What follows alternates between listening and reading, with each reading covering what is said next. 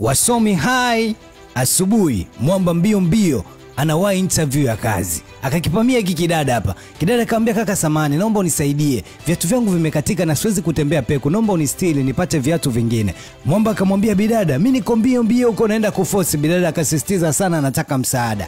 Akatoa namba ya kiatu akampa mshikaji. Mwamba ikabidi akimbie kunako duka la karibu hapa kama vepe. Amsaidie ubidada apate viatu vingine tuendelee na utaratibu wake. Amefika hapa dukani, pesa alionao mfukoni ni kidogo. Viatu vinauzwa bei mbaya kweli. Mwamba akaanza kulalamika, unajua, endapo kama utanisaidia nikavipata hivi viatu, naenda kuachana na mwanamke ambaye nimemvisha pete na natarajia kumuoa. Ni siri kama mwanaume mwenzako. Mwamba akampunguzia bei, ikabidi Mwamba avirudishe viatu kwa bidada. Amefika akampa viatu bidada mbio mbio huko anakembea. Bidada anataka kumjua zaidi. Mwamba akasema sina muda, tutafutana wakati mwingine tena, mimi nawahi. Akamuuliza jina nani? Mwamba akasema naitwa Jose Daniel. Bidada akamwambia kila laheri, Mungu akusaidie huko na kwenda kuforce mazingira ya kazi. Sasa huko ofisini ambako Mwamba alikuwa anakimbia kuelekea, tayari watu wameshafika huko. Yani ni kwamba Mwamba ameshachelewa, watu kibao wameshaingia huko, kila mtu ameshikilia CV yake tu anaitaka kazi. Sasa kuna mchizi anaitwa Po. Po alivyoingia hapa, wakati amekaa naye kifoleni cha kusubiri, mara kuna bidada ambaye ndo kama HR hapa, ni muajiri, amepita hapa na waona vipi bwana, kumbe wanajuana na Po. Ni goma lake la kitambo alipotezana. Hey, naona kuja hapa, unatafuta nini? Mwamba anasema mimi nimekuja kwa ajili ya interview, nimesikia kuna nafasi ya kazi hapa. Bidada akamwambia wow, sasa kama na unataka huu mchongo rahisi sana, hebu ingia ofisini kwangu huko. Sasa Po amechelewa kuja, kuna wana kibao wamekuja hapo muda wamekaa foleni. Wakamwambia bidada, sio kweli bwana, hii hautendi haki. Sisi tumekaa muda mrefu, huyo amekuja sasa hivi unamwambia ingia wakati anatakiwa akae tusubiri sisi kwanza tuhudumiwe. Akaambiwa wewe, kwani hii ni mahakama hadi unadai haki? Sasa sikiliza, kama unataka haki hapa tutendi haki, ondoka katafuta ofisi nyingine itakao kutendea haki. Wana ikabidi wewe wapole tu amsikilize wa bidada, maana kugombana na bosi basi muda si mrefu ni lazima utauponza tu. Po akaanza kujieleza kwa bidada, unajua hii kazi naitaka, elimu yangu unajua, hilo ndo faili langu, unaweza ukaangalia ukaona CV yangu na wafaa sana. Bidada akamwambia as long as umeniambia kuwa unaweza ukaperform kwenye hii kazi ambayo unaitafuta, sio mbaya. Sisi wenyewe tulikuwa tunahitaji sana mtu ambaye ana weledi kama wewe. Bidada ikabidi arudi kwa wao wengine waliokuwa wamekaa kifoleni, akamwambia mwenyewe kusanyeni kwanza mafaili yenu, alafu tutawapigia simu baada ya kuangalia CV yenu. Mwamba akakusanya ile akasema sio sawa kiukweli, ulichokifanya umeonesha kabisa au sio mtenda haki kabisa. Akaambiwa nenda akatafute haki huko mbele ya safari. Kabidi wana waziache CV wakatafute maisha mengine. Mala yule mshikaji wetu alomsaidia bidada kule kununua viatu, naye amefika, kumbe alikuwa anakuja kwenye ofisi hii. Alivyofika amechelewa kweli. Mimi nilisikia kuwa mnatangaza kuna nafasi ya kazi kwa. Akaambia ushachelewa tayari, hiyo nafasi tayari ni kama imeshapata mtu. Mwamba akasema lakini ungeangalia CV yangu, na deserve sana hiyo nafasi, kama ungenipa nafasi nifanye kazi kwenye hiyo nafasi. Akaambiwa hapana, umeshachelewa, labda cha kufanya wewe acha tu CV yako, tutaangalia kama vipi, tutakupigia simu. Mwamba kupewa nafasi hata kujieleza kabisa. Na Po akaanza kumwambia wewe, hiyo nafasi ni ya kwangu mimi. Hakika kabisa hiyo nafasi hauwezi ukaichukua, nipo hapa Mwamba, hii nafasi naichukua mimi. Kwa bro, ungetafuta tu kazi zingine za kufanya, hiyo nafasi tayari imeshachukuliwa. Ikabidi Mwamba ajichenge. Sasa wakati Mwamba akiwa anaondoka, akapishana na ule bidada ambaye ametoka kumsaidia kumnunulia viatu naye kwenye ofisi hii. Lakini Mwamba akumuona huyo bidada, yani akumtilia manani, maana tayari ameshavurugwa, maana alijua anapata kazi alafu kama vile kimazingira kazi imekosekana. Bidada alivyomtizama Mwamba akamkumbuka, usino katoka kunisaidia muda si mrefu. Hakutaka kumuita. Akamuuliza huyo bidada mwingine alobaki hapo ofisini, kumbe huyo bidada ndo bosi. Akamuuliza mfanyakazi wake, yule kijana anaondoka pale vipi? Alikuwa na shida gani? Bidada akamjibu yule kijana alikuwa amekuja kutafuta kazi. Imekuwaje? Unajua hiyo kazi tayari kuna Mwamba huyu hapa tumeshampata, kwa hiyo ameacha CV yake. Hebu mpigie simu na hakikisha unampa kazi yoyote ile ambayo unaona itakuwepo. Kabidi bidada afanye kama bosi wake alivyomwagiza, na Mwamba akatambulishwa kwa bosi. Huyu ndo bosi wake na huyu ndo meneja mpya ambaye kimsingi wataanza kufanya naye kazi hapa ndani.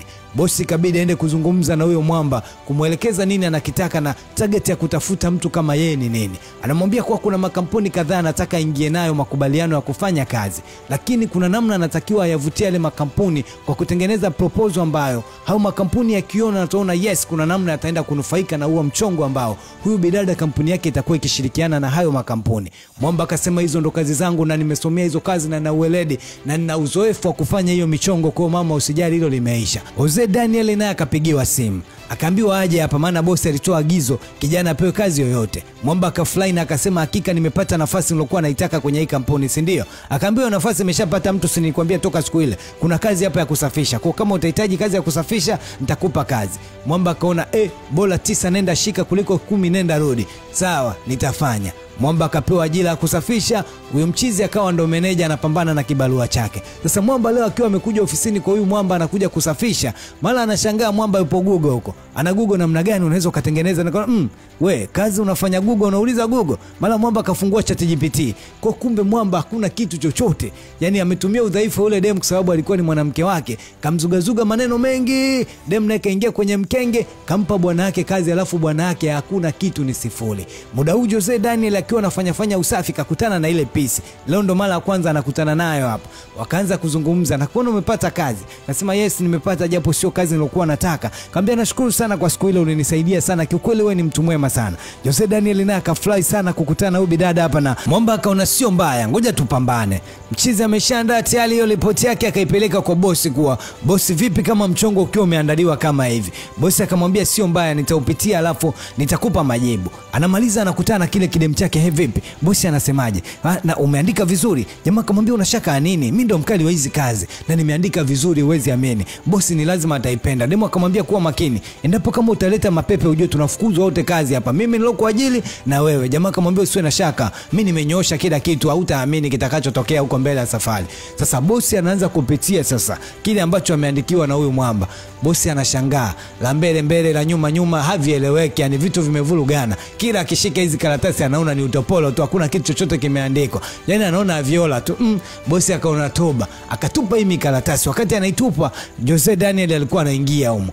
Bosi vipi? Bosi anasema samani, sijamaanisha kukupiga na hizi karatasi, lakini nimevurugwa sana, sijategemea kitu ambacho nimekiona. Ikabidi aanze kuzungumza na Jose. Jose akawa anamwambia kiukweli ninaweza kukusaidia. Bosi anasema utanisaidia nini? Jose anasema nitakusaidia kama niliweza kukusaidia kesi ya viatu. Chochote ambacho unakwama mimi naweza nikakusaidia. Kwani shida iko wapi? Bosi akamwambia malengo yake na mipango yake ambayo kimsingi anataka kuifanya kwenye kampuni yake na aina ya watu anataka kushirikiana nao. Lakini amefeli kwenye namna ambavyo hii proposal imetengenezwa. Anaamini kabisa itaenda kumkosesha mchongo ambao alikuwa anautafuta kwa muda mrefu sana. Jose Daniel akamshauri udem kuwa mimi ndipo kama utanipa nafasi na uwezo wa kukusaidia na nikakuandikia kitu ambacho kila mtu akikiona atatamani kufanya kazi na wewe. Binti akamwambia sawa, hebu pambana tuone. Akaenda kukaa kwenye mashine ya poo na akaanza kuchakata hiyo kazi. Mwamba aliichakata kinoma mpaka usingizi ukampitia. Kumekucha asubuhi, ile poo anakuja ofisini kwake, anamkuta Jose amelala hapa kwenye kiti chake. Wewe unafanya nini kwenye kiti changu? Ulikuwa unafanya nini? Mwamba akashtuka, kweli samani. Akamwambia usisubutu tena. Ulikuwa unagusa nini? Ulikuwa unatumia kompyuta yangu, si ndio? Mwamba akaanza kuogopa, unajua. Toka kwenye meza yangu. Ikabidi Mwamba abebe hizi faili zake na aondoke hapa. Mchizi alimtizama kweli, akamkata jicho na akamwambia huyu ni msafishaji tu, inabidi uzingatie kazi yako ile kuleta hapa. Mwamba akamwambia wewe naye pia ni meneja, pia inabidi uzingatie kazi yako maana na wewe naye pia unafeli. Malaki kidemke akamwambia Jose Daniel, endapo kama utaendelea na tabia hii ujue kabisa tutakufukuza kazi muda si mrefu. Mwamba akamwambia bwana mwenyewe nimeshachoka hizo kazi za kusafisha, so kama unataka kunifukuza nifukuze tu sasa hivi, hujachelewa. Muda si mrefu bosi akamfuata Mwamba na akaja kumwambia kuwa wale wageni wanakuja leo, hakikisha kabisa usije ukafanya upuuzi kama ulionipa jana, nisije nikalikosa hili dili, kiukweli tutaachana vizuri, naomba ufanye kazi yako ipasavyo. Mwamba akaona hapa moto utamwakia muda si mrefu. Ikabidi amtafute Jose Daniel.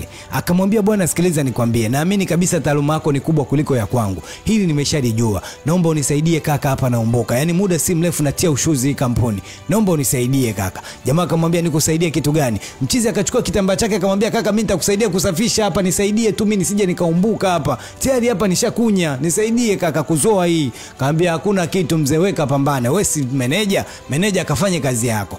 Muda si mrefu baba au wageni waliokuwa wanasubiriwa tayari wameshafika hapa, wanachotaka kukisoma sijui kama kimeshaandaliwa. Jose Daniel naye yuko busy anajifanya tu anasafisha hapa, maana anajua muda si mrefu ya ibovu hapa linapasuka. Wabosi walivyofika hapa, mmefikia wapi? Bila shaka mmeshajiandaa vizuri, hebu mtupe huo mpango kazi wenu tuusome. Mwamba akamkurupua huko, lete mpango kazi. Mwamba akaja na mpango kazi wake, ajiamini kabisa. Bosi alivyoushika kutaka kuusoma anaona toba, mbona aviola hakuna chochote kilichoandikwa hapa, anaona ni bonge la dada tu, akaona toba, huyu mtu ni wa wapi huyu? Ametoka wapi? Mbona ni mpumbavu kiasi hiki? Hivi ni nini hiki nitakachompa huyo mzee? Ikabidi aanze kumwambia bosi, unajua tulikuwa tumeandaa lakini vitu havijakamilika. Hataki kabisa kumpa huyo bosi hii faili ili aweze kulisoma aone mipango ya hii kampuni namna gani imejiandaa kufanya kazi na hao wawekezaji. Ikabidi Jose Daniel amnongoneze huyo bosi, angalia hiyo kuna faili hapo jekundu hilo. Mpe hilo jekundu hilo limenyooka kabisa. Bidada akaona hili kweli. Ikabidi alichukua ile jekundu asema bwana ndio hili hapa, mpango kazi ambao ulikuwa unataka ni huu hapa, hata hajalipitia wala nini. Ikabidi ampe tu mzee haraka. Mzee akaanza kusoma bwana. Alivyosoma akaona yes, hiki ndio kitu tunachokitaka. Sasa nataka tujue tunaendaje kunufaika kutoka kwenye huu mchongo. Mwamba akaanza kutoa maelezo. Sasa sio yeye aliyeuandaa. Maelezo yakaanza kupinda. Demo akasema sio wewe bwana uliandaa. Hebu Jose Daniel njoo utoe maelezo huko, maana usije ukatuchanganya hapa, tayari ushatuchanganya. Bosi anashangaa tu, kwani ni vipi hapa, mbona mueleweki? Jose Daniel akakaa kwenye steering, akaanza kutoa maelezo namna gani ama kampuni anaweza akanufaika. Asilimia ngapi utapata, hasara gani hautaingia. Na endapo kama tutashirikiana kwenye huu mchongo, namna gani kila mmoja ataenda kukua kuwafikia wateja wake. Bosi akaona yes, hiki ndo tulichokitaka. Sasa imekuaje una mtu kama huyu alafu umemwajiri kama mtu anayefanya usafi, wakati ni mtu ambaye ana deserve kabisa kukaa kwenye nafasi kubwa akaisaidia kampuni.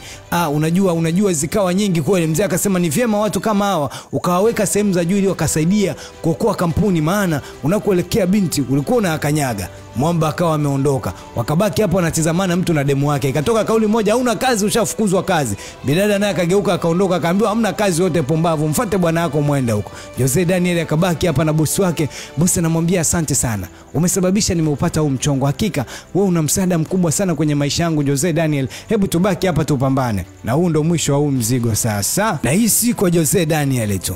Kuna watu wengi sana humu mjini, yani wamekalia nafasi ambazo kuna wengine wako chini walistahili kukaa pale juu. Sasa kinachotokea unajua ni nini? Hautaamini namna gani unavyofanya vimeo vya bosi wako, alafu bosi wako ana uwezo mdogo kuliko wewe. Baki na mimi, naitwa John na hii hapa ni Movie Bank. Tuheshimu tu nafasi za watu. Kama unaona sehemu ufiti, kuwa mkweli tu, hapa sifiti. Kubali kuheshimu tu uwezo wa watu. Kwani nini? Bye bye.